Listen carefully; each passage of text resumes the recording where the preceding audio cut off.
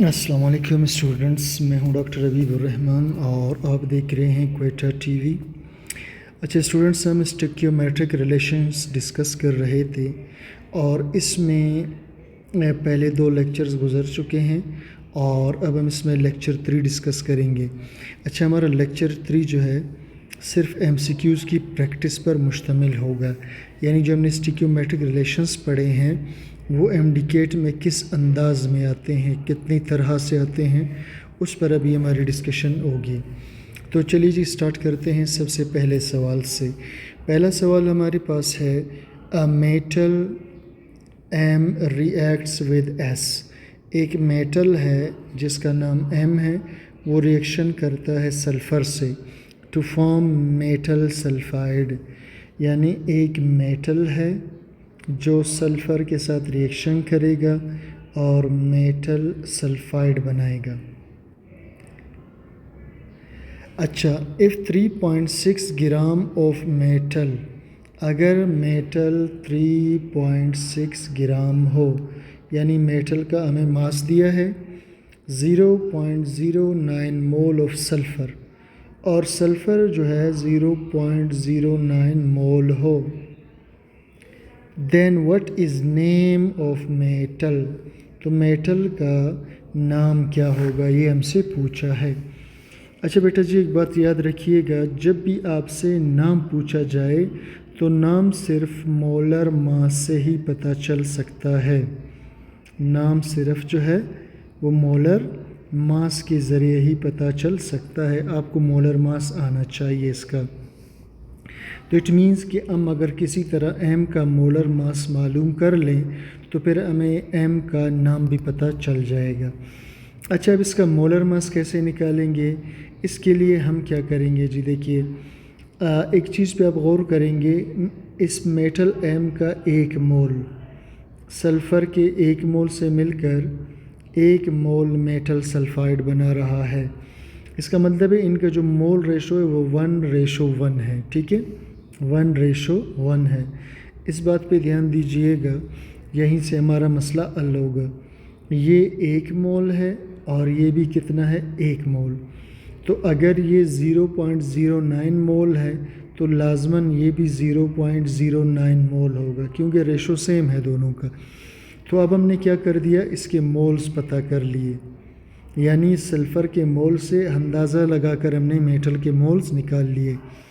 अब जब हमें मोल्स का पता चल गया तो फिर हम एक फार्मूला लगाएंगे, और अगर आपको याद हो मास का फार्मूला होता है मोल इनटू मोलर मास। आप मास को इधर ही छोड़ दीजिए, इस n को इस तरफ ले आइए तो ये डिवीज़न में चला जाएगा और इधर रह जाएगा मोलर मास। अच्छा, मास आपको दिया हुआ है जो कि 3.6 ग्राम है, तो आप मास लगाएंगे 3.6 और उसके बाद नीचे मोल्स चाहिए, और मोल्स भी आपको पता चल गया ये वाला। ठीक है जी, तो इधर आप लगा लीजिए 0.09 को, तो इससे आपको मोलर मास मिल जाएगा। तो चेक करते हैं जी इसका मोलर मास क्या आता है। अच्छा जनाब, मैं लिखता हूँ 3.6, फिर इसको डिवाइड करता हूँ 0.09 पर, तो ये मेरे पास आया है 40। ठीक है जी, 40 ग्राम्स पर मोल, 40 ग्राम्स पर मोल, तो ये हमारे पास आया मोलर मास। अच्छा, ये जो 40 मोलर मास है ये बेटा जी होता है कैल्शियम का, तो हमारा आंसर है बी वाला जो कि बनता है कैल्शियम। सेकंड क्वेश्चन पे चलते हैं, the number of moles of CO2 which contain 8 gram oxygen. अच्छा, हमने मालूम क्या करना है, नंबर ऑफ़ मोल्स मालूम करने CO2 के, जिसमें ऑक्सीजन कितना है जी 8 ग्राम। बड़ा सिंपल सा है बेटा जी, देखिए आप CO2 को लिखें, अब इसमें कार्बन का मास 12 है, ऑक्सीजन का 16 है, तो 12 और 16 2 32, यानी ये टोटल 32 बनता है, ये 12 बनता है, दोनों को जमा करेंगे तो ये बनता है 44 ग्राम। ठीक है, यानी कार्बन इसमें 12 है और इसके मुकाबले में ऑक्सीजन का मास है 32, तो ये बनता है कार्बन डाइऑक्साइड का 1 मोल।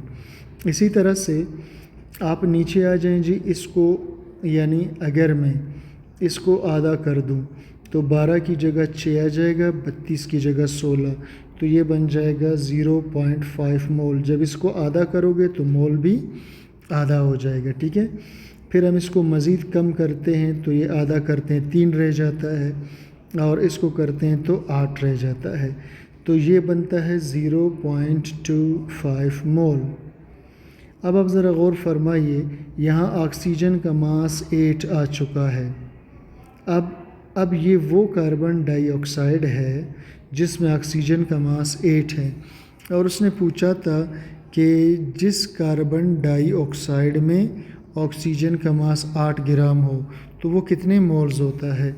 तो हमने कहा जनाब वो 0.25 मोल्स होता है, तो हमारा आंसर होगा ए वाला। अच्छा जी, नेक्स्ट क्वेश्चन पे मूव करते हैं। The number of moles of NO2 which contains 16 gram oxygen. Number of moles NO2 के जिसमें 16 ग्राम ऑक्सीजन हो, तो ऊपर वाले सवाल की तरह है। अच्छा जी, हम लेते हैं NO2 का 1 मोल, ठीक है जी, इसका लेते हैं 1 मोल। इसमें नाइट्रोजन का मास 14 है, 16, तो ये 14 रहेगा, और ये मल्टीप्लाई होने के बाद 32 आएगा। अब इसमें 32 ग्राम ऑक्सीजन है। अच्छा, अगर मैं इसको सिंप्लीफाई करूं या आधा कर दूं तो ये मेरे पास हो जाएगा 16, तो ये हो जाएगा 0.5 मोल। अब देखिए जी, ये वो NO2 है, ये वो NO2 है जिसमें ऑक्सीजन का मास 16 ग्राम है, तो ये आधा मोल बनता है। इट मीन्स हमारा आंसर है सी वाला। अच्छा, नेक्स्ट क्वेश्चन पे मूव करते हैं।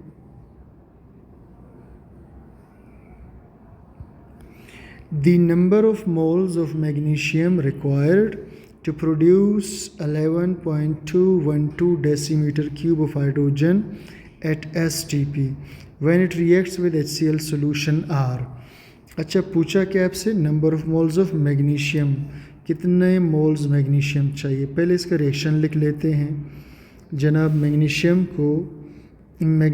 को हम मिला रहे हैं HCl के साथ, और ये बनाता है मैग्नीशियम क्लोराइड का साल्ट प्लस हाइड्रोजन बनाता है।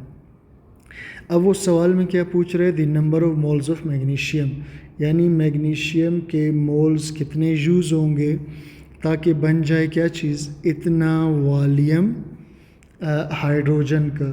तो हाइड्रोजन का वॉल्यूम दिया है 11.212 decimetre cube at STP standard temperature pressure पर। स्टैंडर्ड टेम्परेचर होता है 0 सेंटीग्रेड या 273 केल्विन, और प्रेशर होता है जी 1 ATM या 760 टार।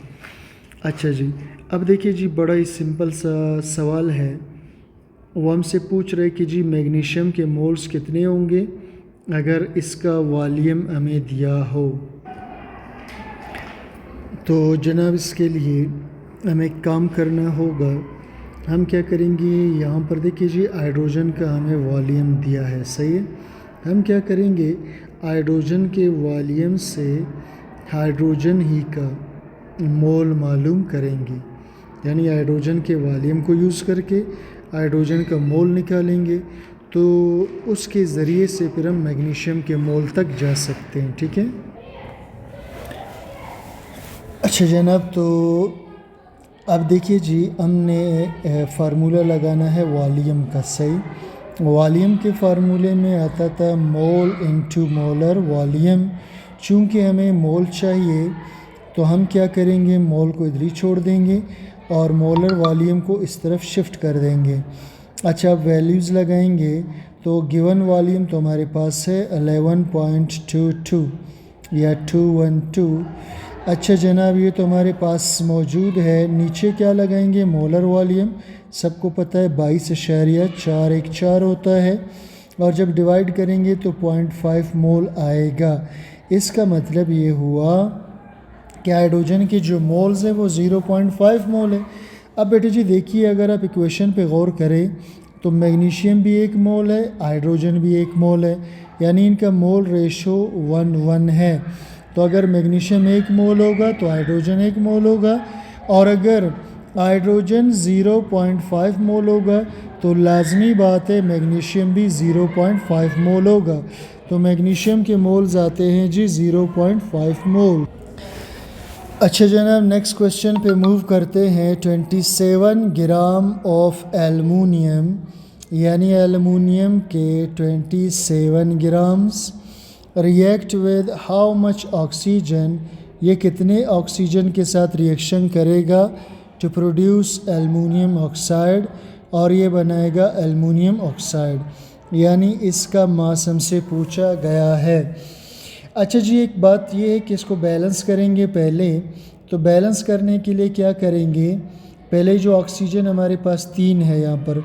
अच्छा एक चीज़ स्टूडेंट्स याद रखिएगा, बैलेंस करने के दौरान जो चीज़ आपको ओड नंबर में, ताक नंबर में नज़र आए, उसको पहले आप इवन में यानी जुफ्त में ले जाएं, तो फिर बैलेंसिंग बहुत आसान हो जाता है। मिसाल के तौर पर अगर मैं इधर 2 लगा लेता हूँ तो 2 ऑक्सीजन के 3 से मल्टीप्लाई होकर 6 हो जाएगा, मतलब ये हुआ कि ऑक्सीजन 6 हो गए। अब इधर 3 लगाएंगे तो 3 दूनी 6, यहाँ पर भी 6 हो गए, तो ये बैलेंस हो गया। ठीक है जी। एलुमिनियम कितने हैं, 2 दूनी 4, तो यहाँ एलुमिनियम 4 है, इधर 4 लगा दीजिए। अब इक्वेशन बैलेंस है। वापस सवाल की तरफ आते हैं। अगर एलुमिनियम 27 ग्राम हो तो ऑक्सीजन कितना यूज़ होगा। सिंपल सी बात है, जो दिया है यानी एलुमिनियम और जो पूछा है यानी ऑक्सीजन, आप दोनों को लिखिएगा। एलुमिनियम के 27 ग्राम्स हैं और इसका हमने मास मालूम करना है ऑक्सीजन का। बीच में इक्वल लगा दो, दोनों के नीचे डिवीज़न लगा दो। अब एक एलुमिनियम का मास 27 होता है, तो 4 एलुमिनियम का मास कितना होगा वो हमने यहाँ पर लगाना है। और एक ऑक्सीजन का मास 16 दूना 32 होता है, तो 3 का कितना होगा वो हमने नीचे लगाना है। जब ये मासेस लगा देंगे तो फिर हमारा सवाल जो है वो हमारा सवाल हल हो जाएगा।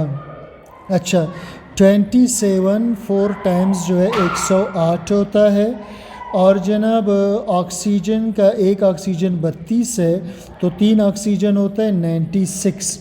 अच्छा जनाब, 27 को छोड़ दो इधर ही, 108 को इधर ही छोड़ दो। अच्छा, ये जो 96 है इसको आप इस तरफ ले आएंगे तो ये मल्टीप्लाई हो जाएगा। अब हम करते हैं 27 को मल्टीप्लाई 96 के साथ और उसको डिवाइड करते हैं जनाब 108 पर। हमारे पास आंसर आया 24 ग्राम। हमारे पास आंसर आया 24 ग्राम। चेक करते हैं जनाब क्या ऐसा कोई आंसर है। अच्छा सॉरी बेटा जी, एक गलती हमसे ये हुई कि हमने क्वेश्चन ठीक से पढ़ा नहीं। देखिए जी, ऑप्शंस मोल में है, मतलब हमें मोल मालूम करना था। तो ठीक है, कोई मसला नहीं है, तब भी हमारा सवाल सही है। अब मोल मालूम करने के लिए आपको पता है कि हमें गिवन मास चाहिए और क्या चाहिए, मोलर मास। गिवन मास हमने निकाल लिया, इसका गिवन मास है 24 ग्राम और मोलर मास अब हमें सिर्फ इसका चाहिए। ठीक है, तो मोलर मास एलुमिनियम का 27 होता है। तो अब हम इस 24 को डिवाइड करेंगे जनाब 27 पर, तो 0.88 आएगा, 0.88। अब मोल्स आ गए, तो ऐसा कोई है 0.88, तकरीबन ये जो है 0.75 0.8 बनता है। ठीक है जी, हमारा ऑप्शन है सी वाला। अच्छा, नेक्स्ट पे स्टूडेंट्स चलते हैं। Hydrogen burns in chlorine to produce hydrogen chloride. Hydrogen chlorine के साथ जलकर HCl बनाता है। The exact mass of chlorine require to convert 4 gram hydrogen, यानी हाइड्रोजन तो 4 ग्राम है लेकिन इसका एग्जैक्ट मास कितना होगा into HCl according to balance equation. Means हमें हाइड्रोजन का मास दिया है, क्लोरीन का पूछा है। बड़ा ही सिंपल, जो दिया है जो पूछा है उतारो। इसका मास 4 दिया है और इसका पता नहीं है, इक्वल का साइन बीच में लगा लीजिए, दोनों के नीचे डिवीज़न।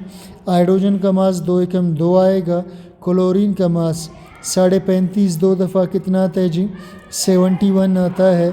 आप इस मास को इधर ही छोड़ दीजिए, 4 और 2 अपनी जगह, 71 को इस तरफ ले आइए तो इसको मल्टीप्लाई करके जब डिवीज़न करेंगे तो हमारे पास आंसर आ जाएगा। चलिए जनाब चेक करते हैं। तो 4 को हमने डिवाइड किया 2 पर, फिर इसको हमने मल्टीप्लाई किया है 71 के साथ, तो ये हमारे पास 142 आंसर आ रहा है। ठीक है जी, हमारे पास आंसर आया है 142 ग्राम्स। देखते हैं जनाब कोई 142 है। जी हाँ, ये सी ऑप्शन है। ठीक हो गया। नेक्स्ट हमारे पास बेटा जी क्वेश्चन है। नेक्स्ट हमारे पास क्वेश्चन है कि mass of 0.25 moles of SO2 मास पूछा है। तो भैया मास का फार्मूला लगाएंगे, उसके लिए हमें मोल चाहिए और मोलर मास चाहिए। अच्छा, मोल हमें दिया है 0.25, उसके साथ हमें चाहिए SO2 का मोलर मास। तो भाई साहब सल्फ़र का वज़न 32 है, ऑक्सीजन का 16 2 32, तो 32 जमा 32 बनता है 64। इधर 64 लगाएंगे तो हमारे पास हमारा आंसर आ जाना चाहिए। चेक करते हैं जनाब हमारे पास आंसर क्या आता है।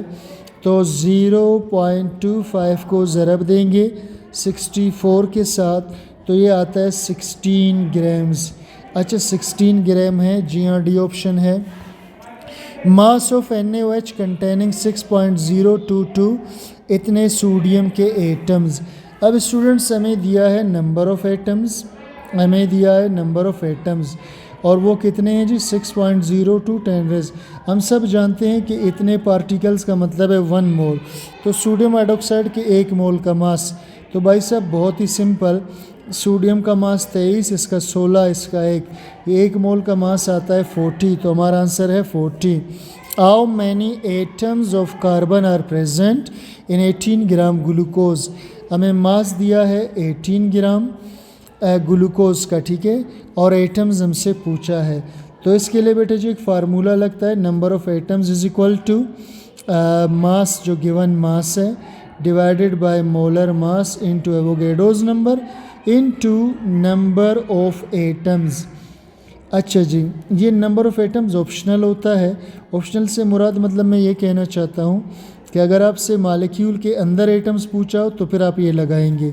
अब गिवन मास उसने 18 दिया है और मोलर मास किसका है जी, how many atoms of carbon are present. Carbon का मोलर मास 12 होता है, इसको एवोगैड्रो से मल्टीप्लाई करेंगे तो, और कार्बन में चूँकि कार्बन, अच्छा अब देखो जी ये सॉरी गिवन मास जो है ये हमें ग्लूकोज का लगाना होगा, ठीक है, क्योंकि कंपाउंड हमारे पास ग्लूकोज है।